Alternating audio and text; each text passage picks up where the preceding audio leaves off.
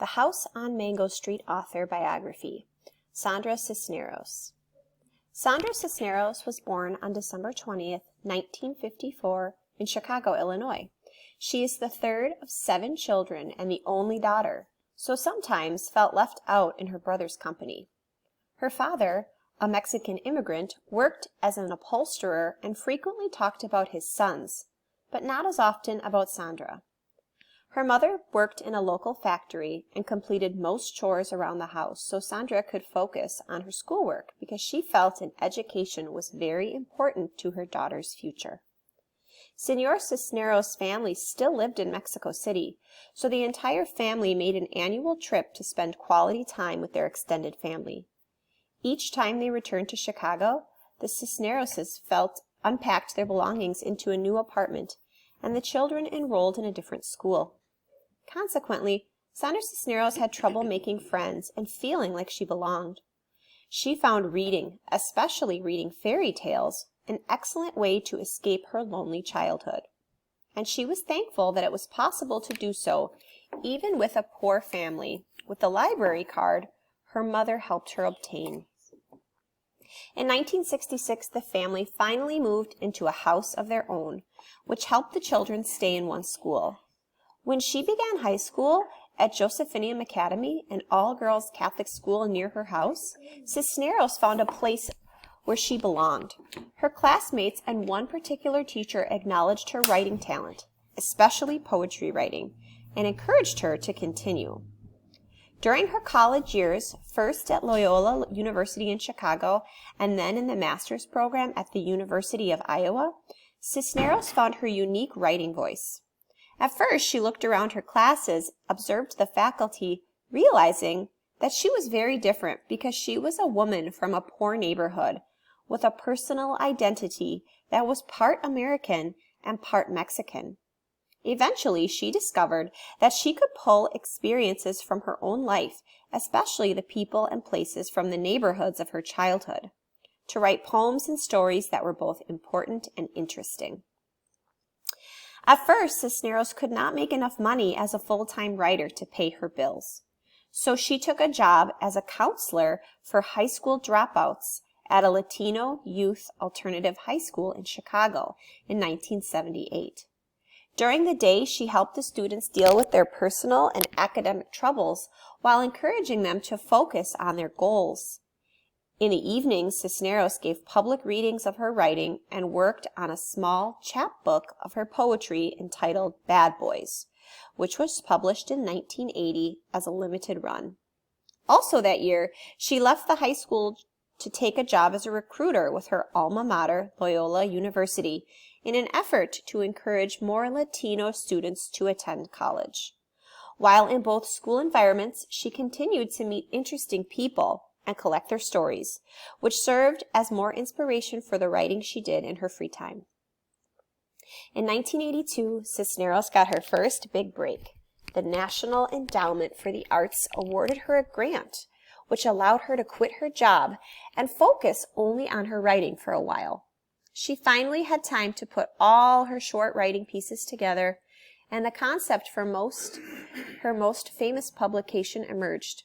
To get some distance from her home and the people she was writing about, she left the United States to travel around Europe while she revised her little stories, called, this is an important word for this book, vignettes. Vignettes. During this time, she also wrote more poems and built friendships with people overseas.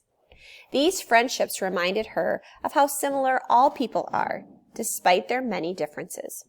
She returned to the United States in 1984 for the publication of The House on Mango Street, which received so much critical praise for its new style and fresh voice that it won the Before Columbus American Book Award.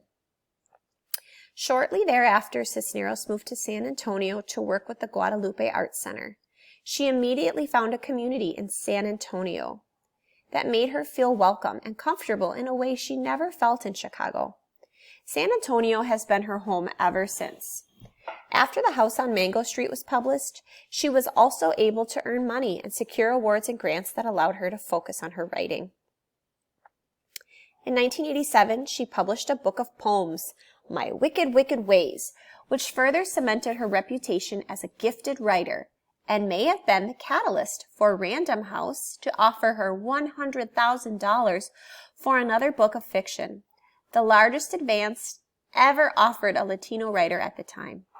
Cisneros used the advance to write and revise a collection of short stories, Woman Hollering Creek and Other Stories, which was published in 1991. Her second book of poetry, Loose Woman, was published in 1994, and an epic novel entitled Carmelo was published in 2002.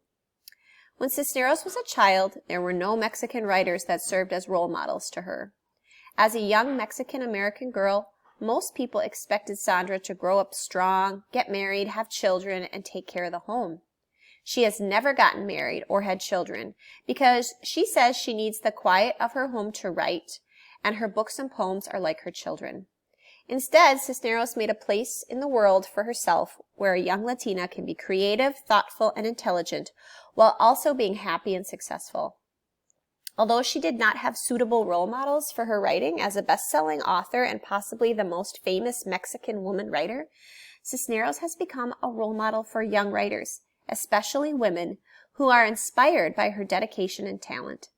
She has also been able to use her writing as a means of educating non-Spanish speakers about the Latino experience in America, thereby increasing our understanding of the basic human themes of identity, belonging, and home. All right, now your job is this. After reading that, you have a few questions to answer. The first question is this: what is one of the problems that Sandra Cisneros faced in her youth when she was a child, and how did she overcome it? Number 2, do you find any similarities between your life and Sandra Cisneros' life? If so, what are they? If not, what is one part of your life that is completely different from Cisneros's? And question 3, in 1 or 2 paragraphs, write an even shorter summary of Cisneros's life from her birth to the present day, including as many of the important events of your life as you can. So that's a summary part. What is one life lesson you can learn from Sandra Cisneros's life? Where do you see that lesson in her life? Exemplified means where do you see an example of that in her life? And the final question, what do you think Sandra Cisneros is like if you were to meet her, based on the information offered in the article? Give 3 traits and evidence from the article to support your opinion. So for this question only, you do need to have a quote. You need to support your opinion. You have until Sunday night to finish this assignment, but I would prefer the sooner the better. If you have any questions, email me, and good luck.